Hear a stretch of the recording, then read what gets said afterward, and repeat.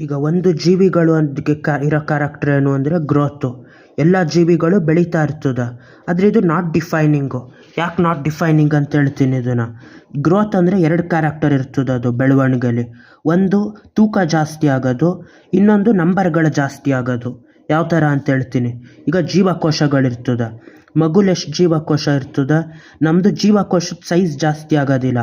Multicellular organisms ಅಂದರೆ ಜಾಸ್ತಿ ಜೀವಕೋಶ ಇರೋ ಜೀವಿಗಳು. ಆ ಜೀವಕೋಶಗಳು ಜಾಸ್ತಿ ಆಯ್ತಾ ಆ ಥರ ಮಲ್ಟಿಸೆಲ್ಯುಲರ್ ಆರ್ಗಾನಿಸಮ್ಸು ಜಾಸ್ತಿ ಜೀವಕೋಶ ಇರೋ ಜೀವಿಗಳು ಬೆಳೀತಾ ಹೋಯ್ತದೆ. ಇದು ಒಂದು ಜೀವಕೋಶ ಇರೋ ಜೀವಿಗಳು ಡಿವೈಡ್ ಆಗಿ ಆ ಥರ ನಂಬರ್ಗಳು ಜಾಸ್ತಿ ಆಯ್ತದೆ. ಒಂದೇ ಜೀವಕೋಶ ಇರೋದು ನಂಬರ್ ಜಾಸ್ತಿ ಆಗಿ ಬೆಳೀತದೆ ಜೀವಕೋಶಗಳದ್ದು. ಇದು ಮಾಸ ಜಾಸ್ತಿ ಆಗಿ ಆ ಬೆಳವಣಿಗೆ ಆಯ್ತದೆ ಮಲ್ಟಿಸೆಲ್ಯುಲರ್ ಇದರಲ್ಲಿ. ಅದೇ ಥರ 2 ಥರ ಬೆಳೆಯೋದಾಯ್ತದೆ. ಎರಡಕ್ಕೂ ಸೆಲ್ ಡಿವಿಷನ್ ಆಗಲೇಬೇಕು ಬೆಳವಣಿಗೆಗೆ. ಸೆಲ್ ಡಿವಿಷನ್ ಆಗಿ ಸೆಲ್ಗಳ ನಂಬರ್ ಜಾಸ್ತಿ ಆಗಬೇಕು, ಜೀವಕೋಶಗಳ ನಂಬರ್ ಜಾಸ್ತಿ ಆಗಬೇಕು. ಅದೇ ಥರ ಪ್ಲ್ಯಾಂಟ್ಗಳು ಯಾವ ಥರ ಬೆಳವಣಿಗೆ ಆಯ್ತದೆ, ಅದು ಪೂರ್ತಿ ಬೆಳೀತದೆ, ಜೀವನ ಪೂರ್ತಿ. ನೆಟ್ಟರೆ ಒಂದು ಗಿಡ ಅದು ಸಾಯೋ ತನಕ ಬೆಳೀತಾನೆ ಇರ್ತದೆ. ತೆಂಗಿನ ಮರ ದೊಡ್ಡದಾಯ್ತಾ ಹೋಯ್ತಾನೆ ಇರ್ತದೆ. ಆದರೆ ಪ್ರಾಣಿಗಳು ಆ ಥರ ಅಲ್ಲ, ಒಂದಷ್ಟು ದಿನ ಬೆಳೆದ್ಬಿಟ್ಟು ನಿಂತೋಯ್ತದೆ.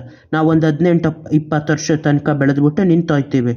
ನಾಯಿಗಳು 1 ವರ್ಷ ಬೆಳೆದ್ಬಿಟ್ಟು ನಿಂತ್ಬಿಟ್ಟು ಇನ್ನು 10 ವರ್ಷ ಬೆಳೆಯೋದಿಲ್ಲ, ಇದು 10-15 ವರ್ಷ. ಆದರೆ ಇದು ಡಿಫೈನಿಂಗ್ ಕ್ಯಾರೆಕ್ಟರ್ ಯಾಕಲ್ಲ ಅಂದರೆ, ಡಿಫೈನಿಂಗ್ ಕ್ಯಾರೆಕ್ಟರ್ ಅಂದ್ರೇನು, ಎಲ್ಲ ಜೀವಿಗಳಲ್ಲೂ ಅದಿರಬೇಕು ಮತ್ತು ನಿರ್ಜೀವಿಗಳಲ್ಲಿ ಇರಂಗಿಲ್ಲ. ಆದರೆ ನಿರ್ಜೀವಿಗಳು ಬೆಳೆಯೋದಾಯ್ತದೆ.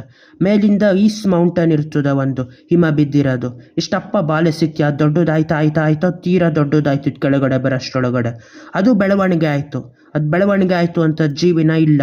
ಈಗ ಒಂದು ಬೆಟ್ಟ ಇದ್ರೆ ಅದು ಈ ಹಿಮ ಬಿದ್ದು ಅದು ದೊಡ್ಡದಾಗಿರ್ತದೆ ಚಳಿಗಾಲದಲ್ಲಿ, ಅದು ಬೆಳವಣಿಗೆ ಆಯಿತು, ಅದು ಜೀವಿನ ಇಲ್ಲ. ಸತ್ತಿರೋ ಜೀವಿಗಳು ಬೆಳೆಯೋದಿಲ್ಲ, ಆದರೆ ಇದು ಪೂರ್ತಿ ಡಿಫೈನಿಂಗ್ ಕ್ಯಾರೆಕ್ಟರ್ ಅಲ್ಲ. ಡಿಫೈನಿಂಗ್ ಕ್ಯಾರೆಕ್ಟರ್ ಆಗಬೇಕು ಅಂದರೆ ಅದು ಬರೀ ಜೀವಿಗಳಲ್ಲಿ ಮಾತ್ರ ಕಾಣಬೇಕು, ಎಲ್ಲ ಜೀವಿಲೂ ಕಾಣಬೇಕು, ಮತ್ತು ನಿರ್ಜೀವಿಗಳೆಲ್ಲ ಇರಂಗಿಲ್ಲ.